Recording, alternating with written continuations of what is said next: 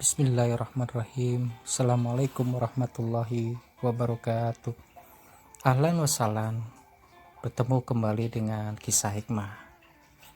Pada kesempatan kali ini kisah hikmah akan membawakan sebuah kajian yang ditulis oleh Budi Asyari yang berjudul Saatnya Suami Mengeluh Pada Istri.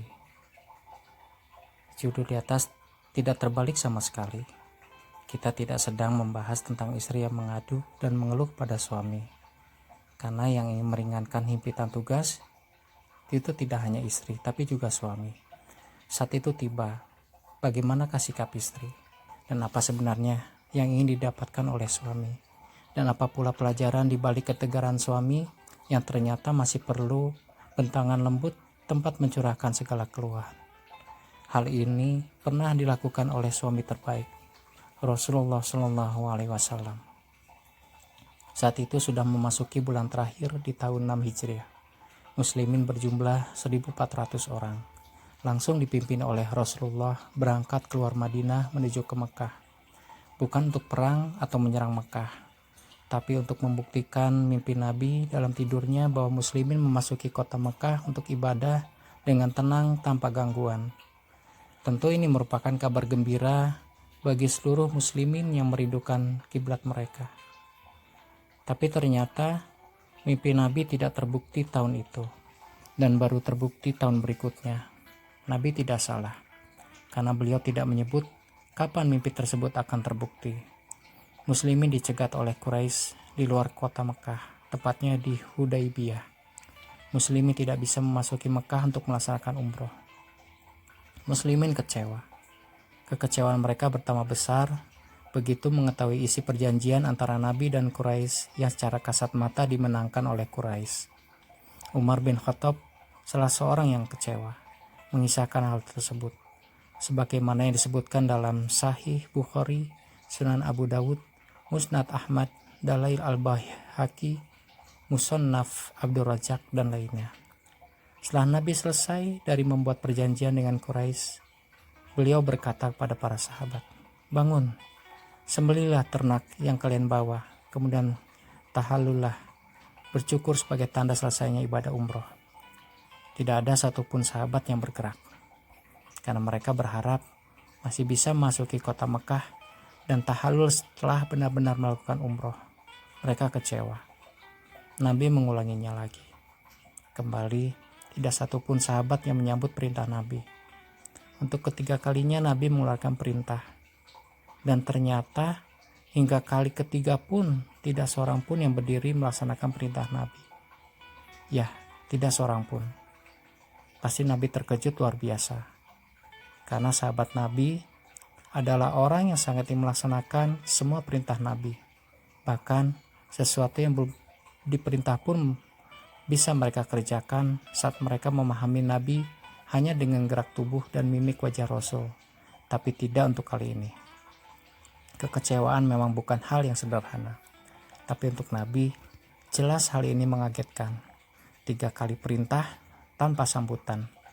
Tidak seorang pun, tidak sahabat biasa, tidak pula sahabat senior dan terbaik. Kekecewaan bertemu dengan kekecewaan. Nabi tidak punya solusi.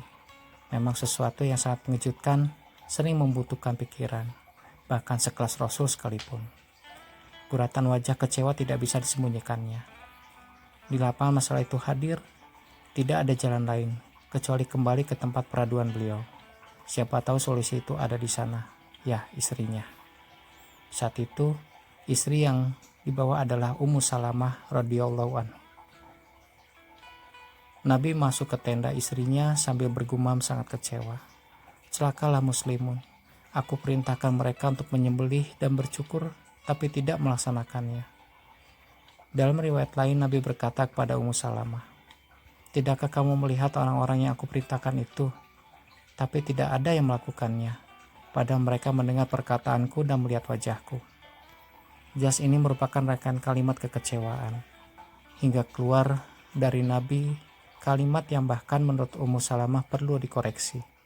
"Ya Rasulullah, jangan kau caci mereka, karena mereka sedang terhantam kekecewaan yang besar atas kesulitan yang kau alami dalam perjanjian damai dan mereka akan pulang tanpa hasil ibadah umroh.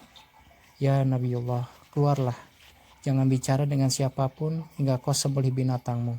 Kemudian panggillah tukang cukurmu untuk mencukurmu. Peluang solusi kini hadir dari istri untuk suami hebat yang sedang buntu. Ummu Salamah tidak memperkeruh suasana. Ummu Salamah tidak berkata, apa mereka tidak tahu kalau engkau Rasul yang harus ditaati?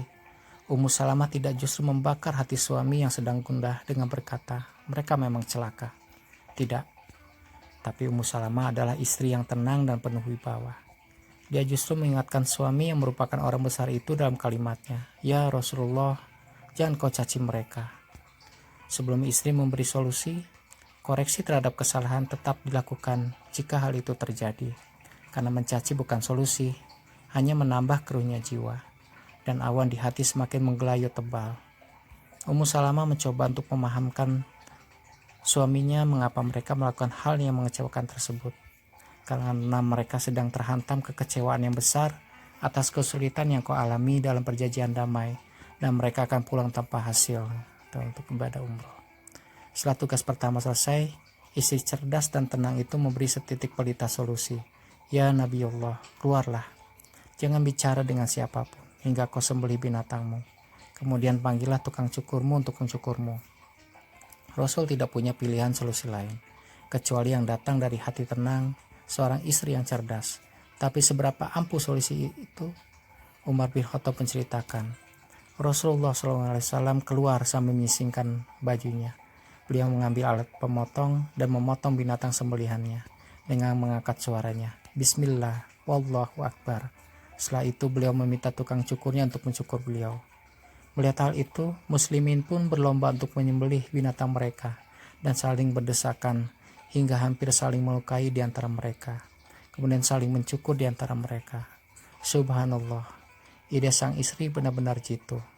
Setelah membaca peristiwa ini, berhentilah untuk berpikir bahwa suami hebat tidak perlu tempat mengadu, apalagi hanya kepada seorang istri. Sehebat apapun para suami, mereka hanya laki-laki yang tak lengkap jiwanya, tanpa sentuhan ketenangan dan kelembutan wanita. Bagi para istri, jadilah tempat mengadu yang nyaman bagi suami. Hitunglah Anda tidak punya solusi bagi suami, tapi setidaknya Anda telah meringankan beban di kepala dan kegundahan di hati suami. Apalagi jika Anda bisa menjadi seperti Ummu Salamah. Subhanallah, alangkah istimewanya. Demikian kajian dan ulasan yang bisa saya sampaikan pada kesempatan ini. Kajian yang sangat menarik dan mudah-mudahan bisa menjadi ibroh ataupun manfaat hikmah untuk kita jalani. Terima kasih. Wabillahi taufiq walhidayah. Wassalamualaikum warahmatullahi wabarakatuh.